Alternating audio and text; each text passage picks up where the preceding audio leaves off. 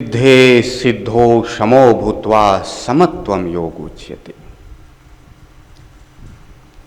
कृष्ण कहते हैं जो सिद्धि और असिद्धि में सम हो जाए उसी को योग कहा जाता है।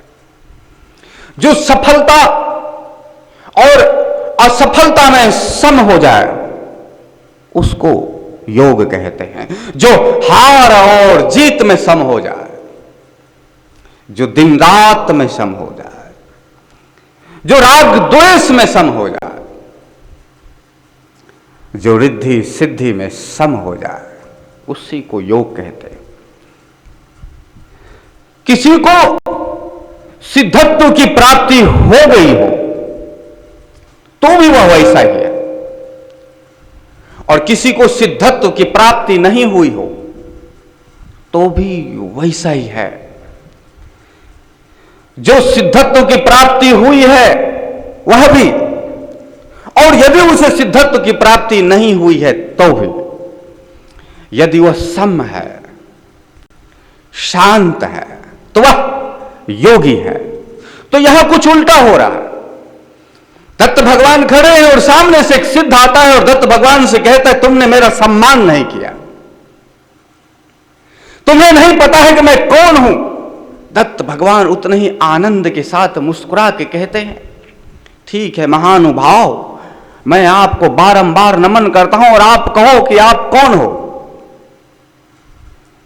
सिद्ध कहता है हद हो गई तुम्हारी, मुझसे पूछते हो कि मैं कौन हूं।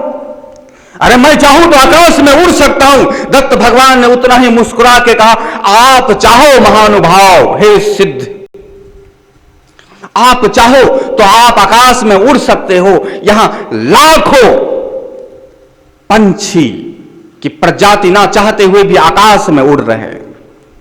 सिद्ध को गुस्सा आ गया और गुस्से से तमतमाते हुए कहता अरे मूर्ख, तू मुझे नहीं जानता है, मैं चाहूं तो अभी इस शरीर को छोड़ूं और दूसरे शरीर को धारण करूं। दत्त भगवान ने उतने ही मुस्कुराते हुए अंदाज में कहा प्रभु, हे महानुभाव, आप चाहोगे तो आप इस शरीर को छोड़कर दूसरा शरीर को धारण कर लोगे।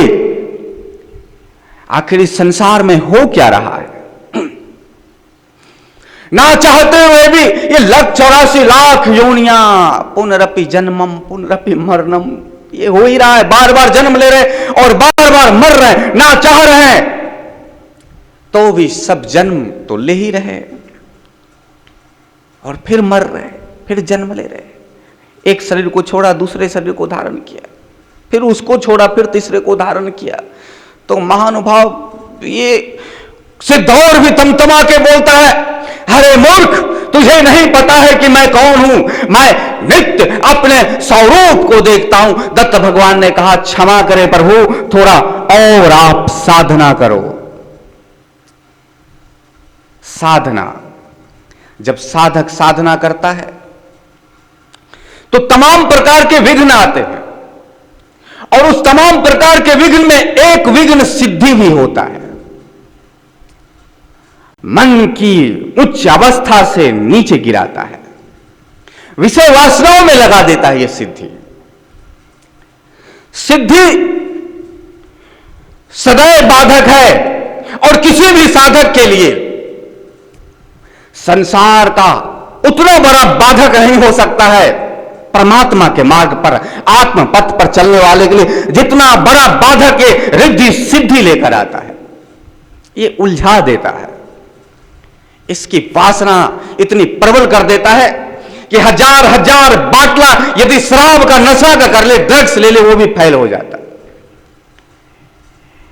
इतना ये विषय वासनाओं में जकड़ लेता है रिद्धि सिद्धि। और रिद्धि सिद्धि इतना नीचे गिरा देता है साधक को कि जिसके लिए उसने घर संसार छोड़ा था और जिस तत्व की प्राप्ति के लिए महीनों महीनों इन गुफाओं में, कंदराओं में संघर्ष करता रहा, साधना करता रहा, वो सब अब रुक सा गया, ठहर सा गया। इसलिए जितना बाधा रिद्धि सिद्धि पहुंचाता है उतना कुछ और तो कतई नहीं पहुंचाता है।